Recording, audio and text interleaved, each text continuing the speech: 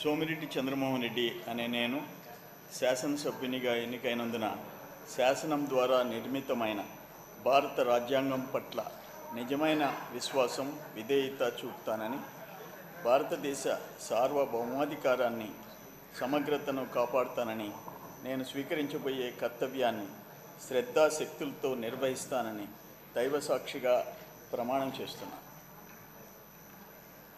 సోమిరెడ్డి చంద్రమోహన్ రెడ్డి అను నేను ఆంధ్రప్రదేశ్ శాసన సభ్యునిగా